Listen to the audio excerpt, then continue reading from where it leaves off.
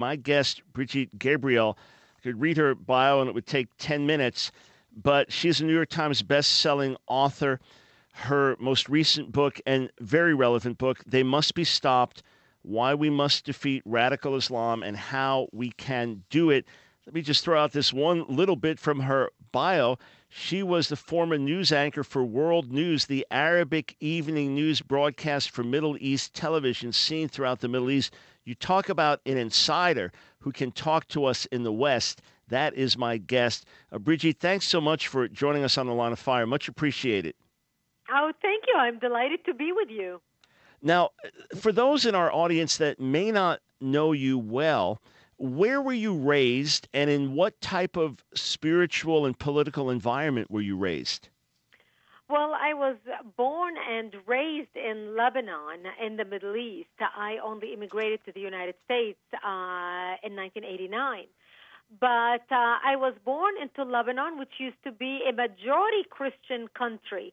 Most people don't realize that Lebanon used to be the only majority Christian country in the Middle East. We were open-minded, we were fair, we were tolerant, we were multicultural. We prided ourselves in our multiculturalism. We had an open border policy. We welcomed everyone to our society because we wanted to share with them the westernization which we created in the heart of the Arabic world. Muslims used to send their children to study in our universities because we had built the best universities in the Arabic world. They graduated and worked in our economy because we had built the best economy in the Middle East, even though we did not have any oil. Lebanon became Paris of the Middle East. Unfortunately, Michael, things began to deteriorate when the Muslims became the majority in the country, and especially after the influx of Palestinians into Lebanon, who happened to be majority Muslims. Once they came in, they put their heads together and declared war on Israel and also started fighting Middle Eastern Lebanese Christians because the only way that was between Yasser Arafat and destroying Israel was Lebanese democracy. And Yasser Arafat and the PLO wanted to use Lebanon as a base from which to kill Israel, kill the Jews, and drive them into the sea. And an all-out war broke out in Lebanon in 1975, and that changed my life. What do you know about the concept of human shields? You mentioned Yasser Arafat. You mentioned PLO. We know the PLO's presence in Lebanon and Israel's war with the PLO. But what can you tell us firsthand or from your knowledge about this concept of human shields? Well, I myself was used as a human shield as a child, and that's when the Palestinians basically forbid people to either flee or they trap them in their buildings or in their homes in order to get wounded. My 9/11 happened to me in 1975 when the Islamists blew up my home, bringing it down, burying me under the rubble. I ended up living in a bomb shelter. And in the beginning of the war in Lebanon, the Palestinians took control of our town. And the Palestinians would park their rocket launcher in front of our bomb shelter. We were 3 families hiding in the bomb shelter. And we were 9 children. I was the oldest. We were all between the age of 1 year and 10 years old, and I was the oldest one. And they would park their rocket in front of our bomb shelter and start shelling Israel, knowing that Israel is going to retaliate. And when Israel retaliates, we will be a great video for the evening news and for the world. And what they would do is they would park their rocket launcher in front of Christian homes, not Muslims' home, at least in my hometown, and they would move it from one home to another. So they would fire one rocket out in front of one home, then they would move it, fire another one. And actually, one of our neighbor was wounded when the Israelis retaliated. She was wounded along with her 2 children. And guess what was on Lebanese television that night? Look how Israel is killing poor Lebanese innocent citizens in southern Lebanon. This is the concept of human shield is a concept that the Palestinians have perfected for decades, starting back in Lebanon. This is nothing new. Hamas now, because they know they cannot win their war against Israel militarily, Hamas hopes that by the use of children and inflicting as many casualties as possible by using people as human shields, they are winning the war of public opinion around the world, and that's what they want out of this prolonged war right now in Gaza. Yeah, when the war began, I immediately posted an article from Daniel Pipes who explained that Hamas, of course, understands it can't win militarily. Any child would know that in terms of Israel's armaments versus theirs, and yet it was explicitly going to be a war of public opinion. So the thing that's so disturbing is many of us know this. We understand it. The strategy is known before it even starts. It's almost like saying, I'm going to tell you a very funny joke, then I'm going to explain the joke to you, and then you have to laugh at the end of it. Well, it doesn't work like that. And yet here, we know the strategy. We know the plan. I had one of my friends on, a Messianic Jewish friend from Israel, and he said, listen, the Israelis love the Palestinian kids more than Hamas loves them. And then we hear reports from journalists who are getting out of Gaza saying we can't report this is being restricted. As someone in the media, how can so many people be complicit with this big lie? It is very frustrating to me. It is very frustrating to me, especially when I watch CNN. And no matter what show I am watching, because the truth is not getting out. And I have to tell you, sometimes it is more frustrating dealing with Jewish reporters and Jewish members of the press because they want to appear so moderate because they want to show that we are really showing the real point of view, that they overcompensate in the other side. So instead of them standing strong and saying, look what Hamas is doing, they just stand there and take a neutral stand and allow the Palestinians to show their propaganda and talk and talk and talk. Actually, when you watch Fox News in American television, you find more pro-Israel at Fox News than you find at CNN, and there are mostly Christians at Fox News and mostly Jewish at CNN. Yeah, it's very frustrating. It's part of the Jewish liberalism as well, and the self-criticism of Israel.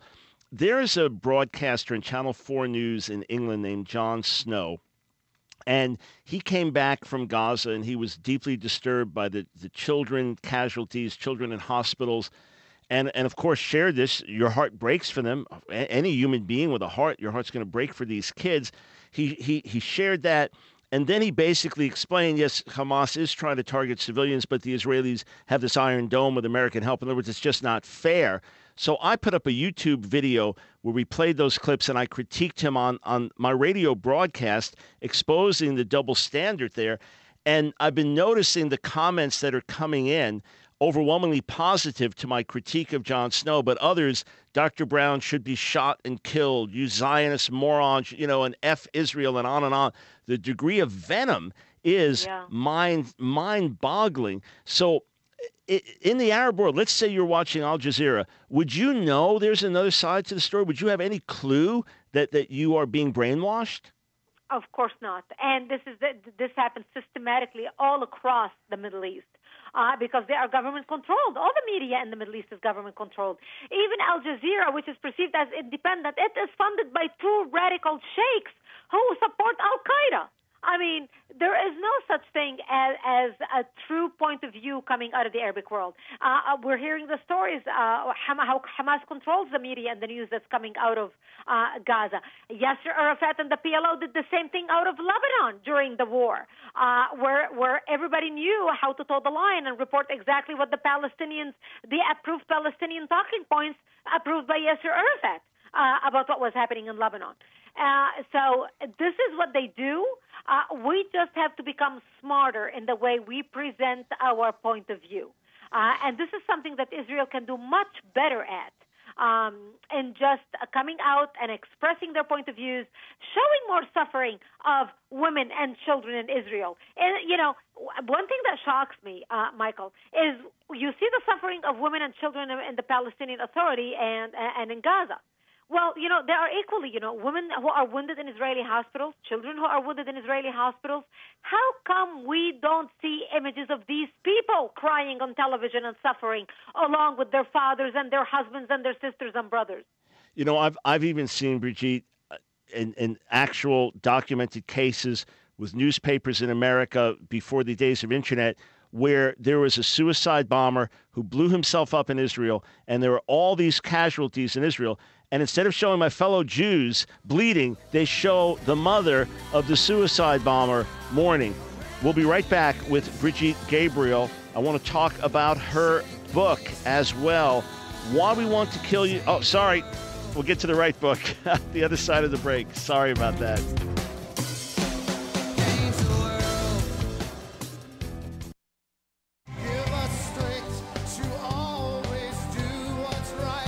It's The Line of Fire with your host, Dr. Michael Brown, your voice of moral, cultural, and spiritual revolution. Here again is Dr. Michael Brown. It's very important because we are Christians here, living safe. I'm not dying over here. They're not killing me. That's because thanks to Israel. An Israeli Christian saying we appreciate Israel's protection. Israeli Arab Christian. My guest, Brigitte Gabriel. Her website, AmericanCongressForTruth.com.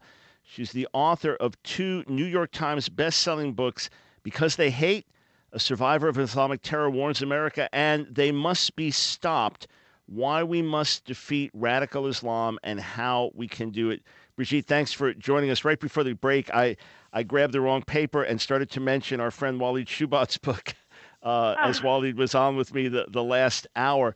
But you believe that there's something we can do in the West to stop radical Islam? I mean, how do you stop radical Islam? You've got a religion overall of 1.5 billion. You've got so many radicals in their midst. You've got many that say we love death more than you love life. How in the world do you stop and combat something like that? Well, you can democratically mobilize and start impacting legislation in the country that will defend the country and educate people about the threat that is coming. Look, I launched my organization, actforamerica.org. Actforamerica.org was launched, and today we are the largest national security grassroots organization in the country with 280,000 members and 875 chapters nationwide. This is what happens. And you mentioned, Michael, that, American Congress for Truth, when it was started back in 2002, you have an old bio that you read from. But when American Congress for Truth was started, I wanted to educate people about the threat of radical Islam. I wanted to educate Americans about something they do not understand. And I started speaking out, and I started speaking to groups as small as 10 people meeting for breakfast and as large as 10,000 people at a time in some of those mega churches. And one question kept coming up. Now that I'm educated, what can I do? Give me something to do. And I learned very quickly that while education is important, education by itself is not sufficient. Education must be coupled with action, and that's when we launched Act for America as a lobbying arm, a 501c4 lobbying arm, and developed the chapters nationwide. And I'm proud to tell you we have 2 full-time lobbyists, 1 federal lobbyist on Capitol Hill, and 1 state lobbyist passing bills on a state level. And in the last 6 years, we have passed 38 bills in 17 states. That's called the power of the people who are mobilized and organized with a goal to take back their country and make a difference. And we are, one step at a time. Again, that website that I'm looking at right now, actforamerica.org. And is this the strategy that you lay out in your book in terms of radical Islam? And in fact, let me back up and ask this. When you speak of radical Islam, is that Islam as a whole? Is that a portion of Islam? If it's a portion, how would you quantify that? What percentage of worldwide Muslims would you categorize as radical? Well, that's why I called it radical Islam, because, in the Middle East, if you say the word anything associated with Islam, you are basically insulting Islam. There is only one Islam in the Arabic language, al-Islam al-Wahid, only one Islam. There is no radical Islam and moderate Islam. But we in the West in order for our own language to be able to understand what's happening, we call them moderate Muslims and radical Muslims. So the radicals, for example, are the ones like the 19 hijackers who blew up the World Trade Center and attacked America on 9/11. Now, there are 1.2 billion Muslims in the world today. Of course, they are not all radicals. The majority of them are peaceful people. 75% of them are peaceful. The radical minority is estimated to be between 15 and 25%. And that's according to all world intelligence agencies. That translates to 180 million to 300 million people when you're looking at the large 1.2 billion number. That's as big as the population of the United States. Mm-hmm. And that's who we are concerned about, because it's the radicals that kill. It's the radicals that behead. It is the radicals that hijacked plane and use them as human missiles and fly them into skyscrapers. And that's who drive the agenda, and that's why we need to speak about radical Islam and defeat it. In fact, at a Benghazi hearing, you responded to a questioner on a viral video now, June 17th, 2014. We've just got about 2 minutes before the break, but you explained that the moderates don't stop the radicals, so the number of moderates really doesn't matter. Could you expand on that? Yes, I can. I gave the example of why the moderates are irrelevant. For example, when you look at the lessons of history, Germany, most Germans were peaceful, yet not the Nazis drove the agenda, and as a result, 60 million people died worldwide, almost 14 million in concentration camps, 6 million were Jews. The peaceful majority were irrelevant. You look at Russia. Most Russians were peaceful, yet Russia was able to kill 20 million people. The peaceful majority were irrelevant. You look at China, communist China. Most Chinese were peaceful, yet China was able to kill 70 million people. You look at Japan. Most Japanese were peaceful, yet Japan was able to kill 12 million people across Southeast Asia. You look at the United States on 9/11. We had 2.3 million Arab Muslims living in America on that day. It took only 19 hijackers to bring America down to its knees. So the moderate majority are truly irrelevant in this fight. This is why we must do everything we can to protect ourselves.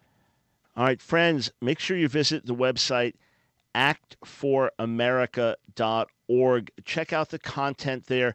Check out the events that are happening. In fact, quickly, September 10th to 12th, that's not that far off. What's going to be happening in Washington, D.C.?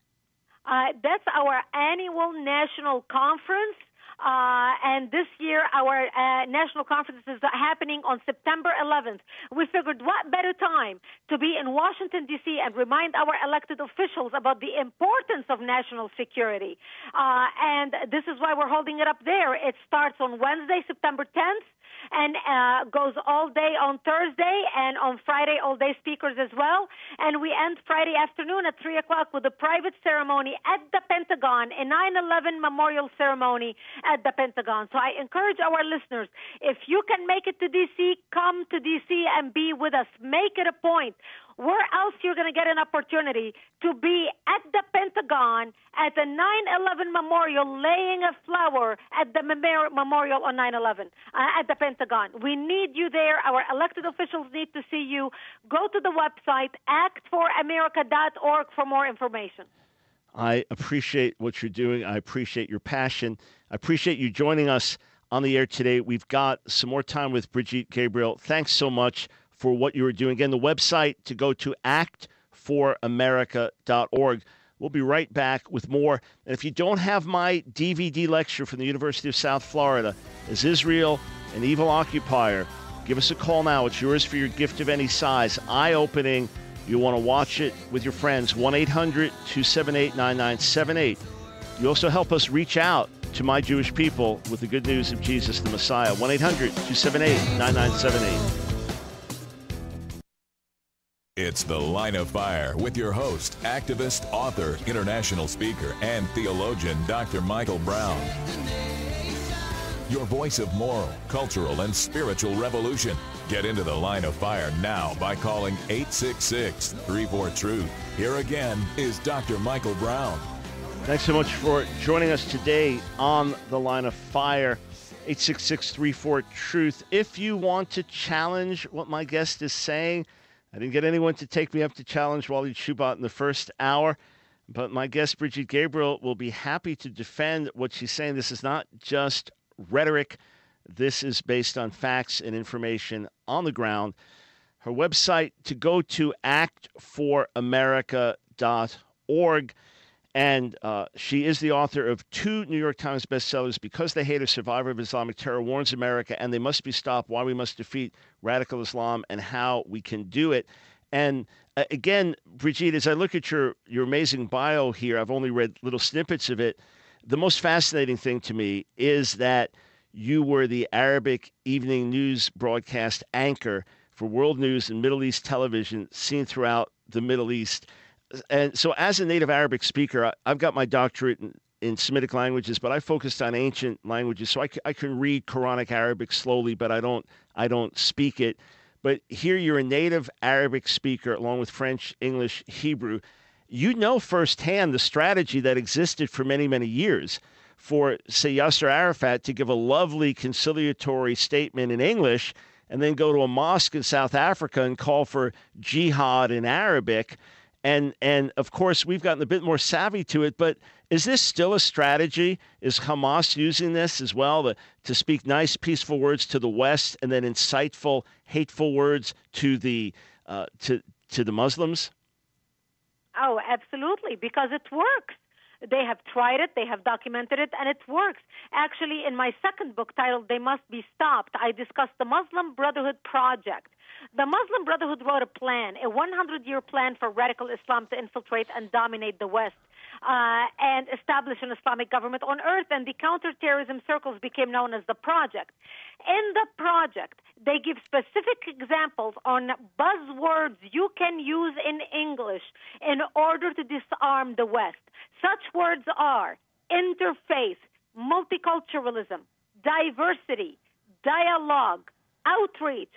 They know that these words work. This is exactly why you see, for example, imams running to the Jewish community or Jewish community members running to the imam saying, oh, we want to have an interfaith dialogue, this, that, and the other.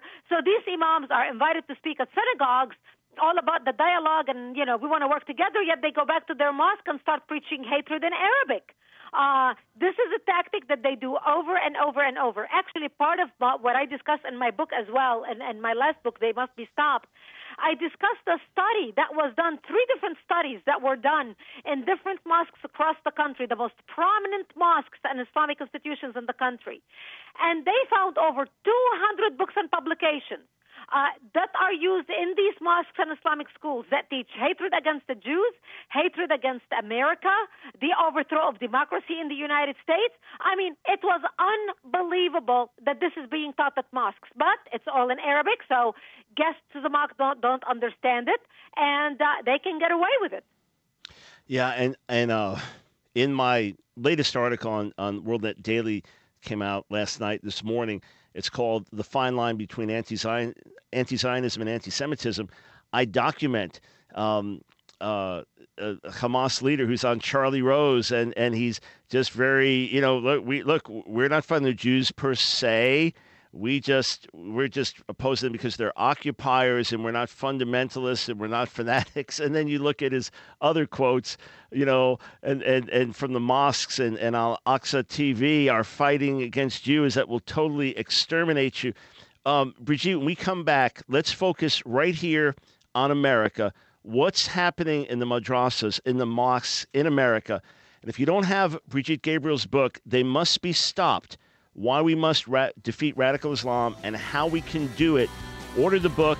And then for more practical info, go to actforamerica.org and check out the conference that's happening September 10th through 12th. Yes, coinciding with September 11th.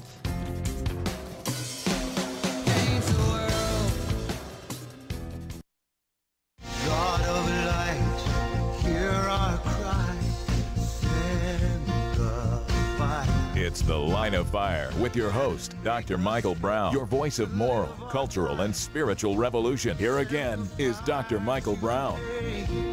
I chose jihad fi sabilillah because Allah Azza wa Jalla ordered us to fight the kuffar. to fight all the fitna, to fight all the taghut, that fight Allah Azza wa Jall's light, His deen, His word, to make Allah's word superior over everyone's word, to make Allah's banner, La ilaha illallah Rasulullah, rise and wave over all parts of His world that He has created. Those were the words of a former Australian rapper who is now converted to Islam. Brigitte, you have said plainly that madrasas in America are increasing in number, and they are just one part of a growing radical Islamic army on U.S. soil. Here you have a rapper in Australia converting to Islam. What is the appeal, in your view, the appeal of Islam to Americans, Australians, Europeans, folks who have not been raised in this? Why does it seem to have so much appeal? It is something new. It is something different. It is something that has structure and meaning, because people in the West are lost. Families are more and more broken. Children are raised without stability, and they are looking for that structure, that authority, that something that tells them how to live your life on a day-to-day basis. And that's why they're gravitating to Islam. You add to that a systematic, funded, very well-funded campaign for dawah or proselytizing that's coming from Saudi Arabia, funded by petrodollars, spreading worldwide, and that's what you are ending up with. So right now, the new chic thing is to take on the Islamic cause in order to defend the Muslims who are the underdog around the world, because supposedly America and Israel are evil, and this propaganda has been funded by the Saudis, who have spent over $70 billion setting up madrasas across the world, including here in the United States.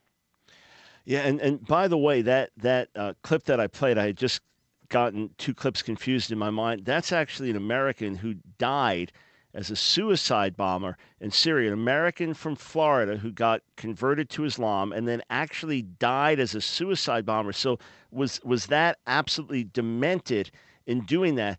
Well, Brigitte, you mentioned Saudi Arabia. Walid Shubat in the last hour told us about Qatar. What should America be doing, in your opinion? You're recognized as an anti-terrorism expert. Just politically, what should we be doing in terms of our relationships with countries like Saudi Arabia and Qatar? Well, we need to start calling them on the carpet and speaking with them about this issue. And by the way, before I even comment on that, I would like to mention that in the last 4 years alone, we have arrested on American soil 226 homegrown terrorists. Homegrown, just like the one you played the clip from. What's radicalizing these people? How can a good Baptist who grew up in a Baptist home in America all of a sudden convert to Islam and decide to become a suicide bomber? So this is the problem that we are dealing with nationwide in our country, and we must throw political correctness in the garbage and start speaking about these issues, because now they are living amongst us and have American passports. As to the problem of dealing with Saudi Arabia, listen, it's the Saudis and the Qataris who are funding all this brainwashing, radical education that's coming in our country. I mean, Saudi Arabia is the chief financier. Universities across the United States setting up Middle East study departments and political science departments and appointing Arab professors who are anti-Israel and anti-America to brainwash these students.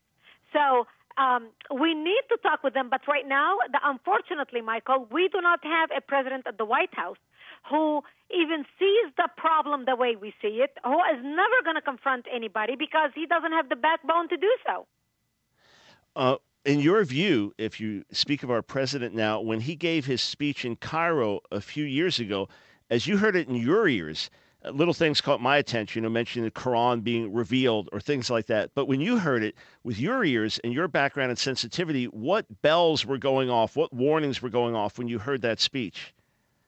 Well, first of all, I knew that the speech was pre-written by the president of ISNA, the Islamic Society of North America, who's a front for the Muslim Brotherhood. So we knew going into it who actually wrote the speech for President Obama and who are his advisors, front for the Muslim Brotherhood.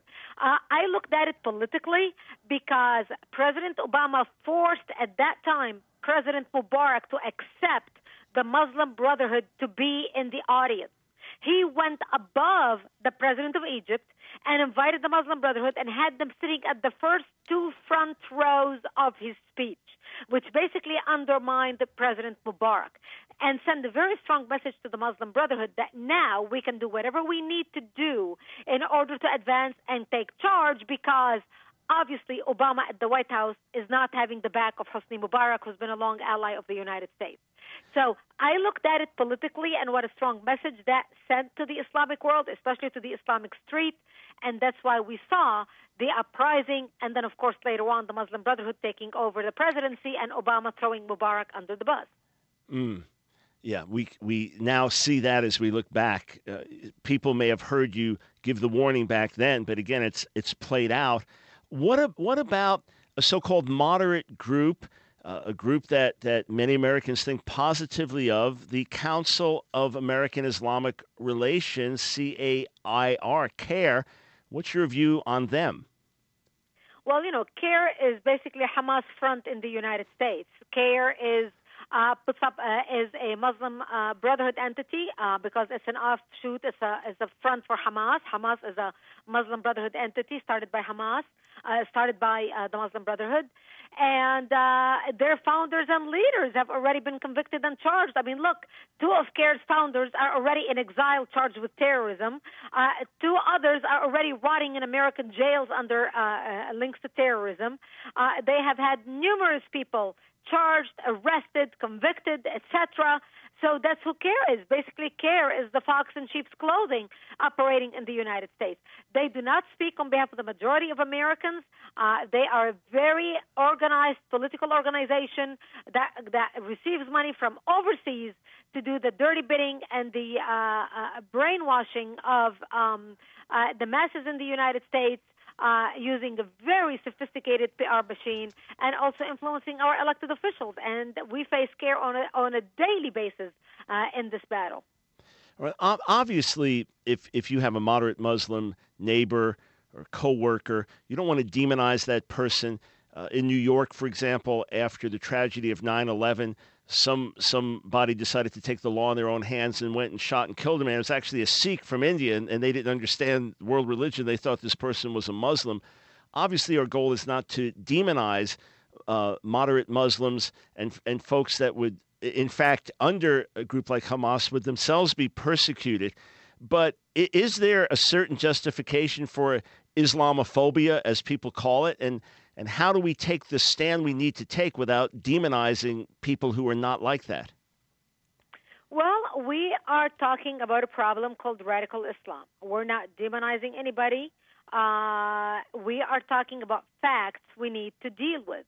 That takes me back to the radical minority and why the Muslim majority is irrelevant at this point.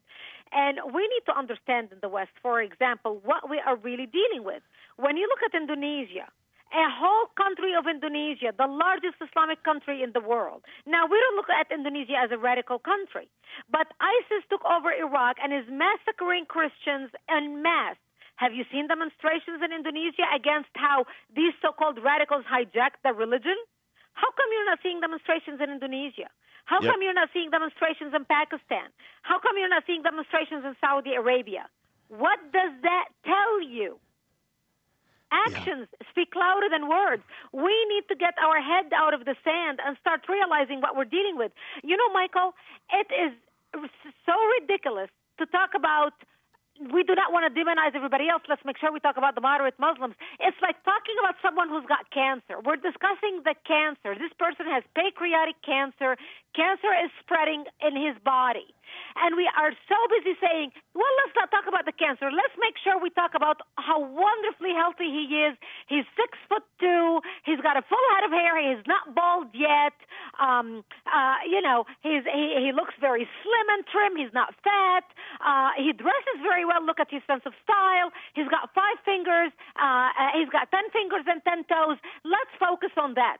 This is exactly what it sounds like, us talking about the moderates when we're dealing with cancer spreading throughout the world and metastasizing with people who are acquiring now nuclear bombs. What we need to be telling the moderates, get off your couch out and stand up and be counted. Otherwise, the blood of the innocent is as much on your hands as much as it is on the hands of ISIS, Hamas, and Al-Qaeda. Loud and clear, Brigitte. Very, very loud and clear. I've just got a few more minutes with my guest. Loud and clear is the only thing I can say. Go to the website, actforamerica.org, and check out the national conference. Still time to register.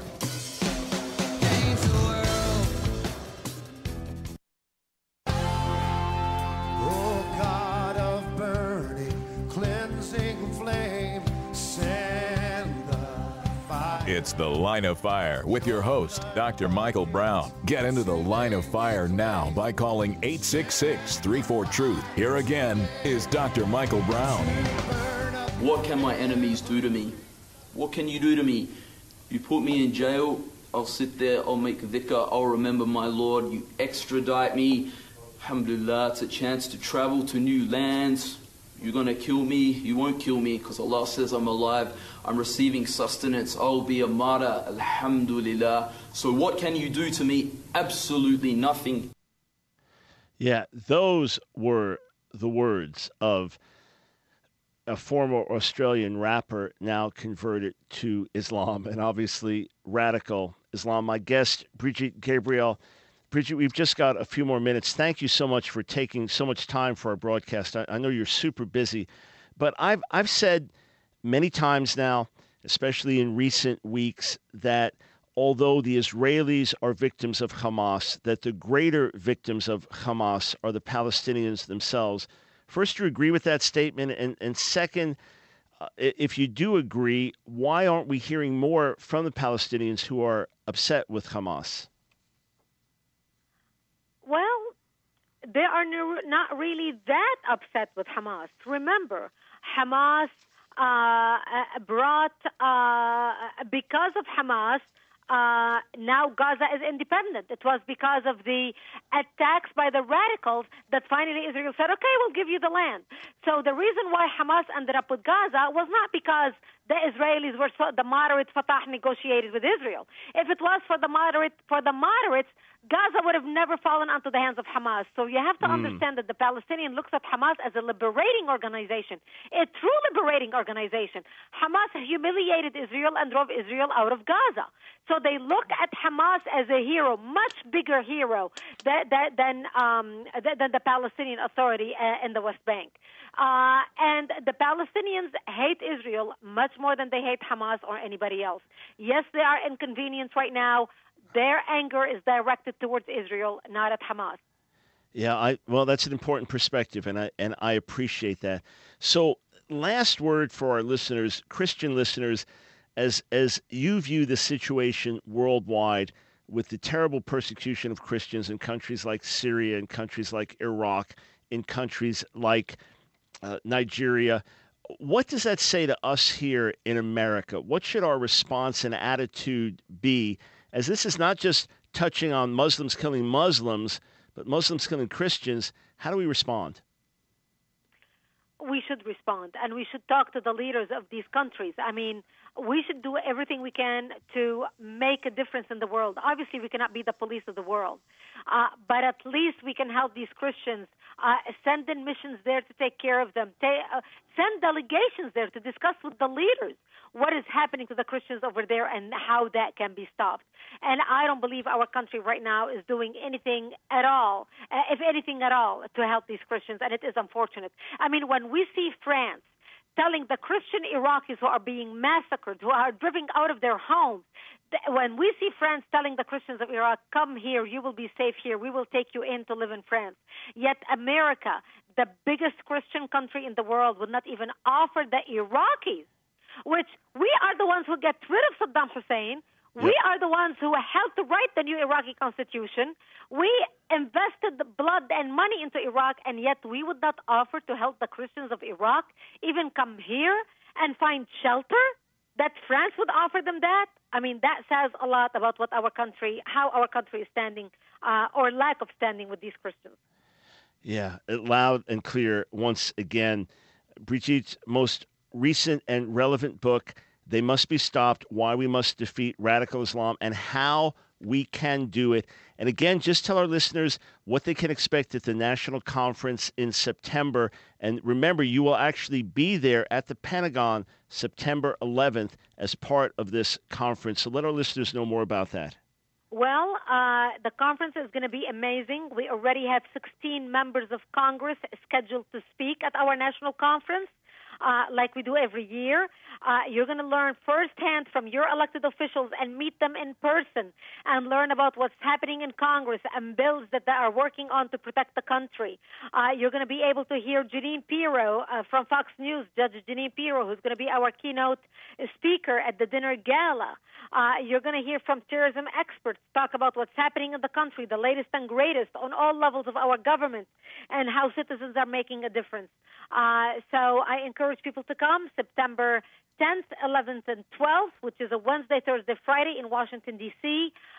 Come, support us, help us send a very loud and clear message to our elected officials that national security matters. Awesome. And again, the website you can find out about that, actforamerica.org. Brigitte, thanks so much for joining us. You have really helped and stirred our listeners. God bless you. Thank you. God bless you. Take care. Bye-bye.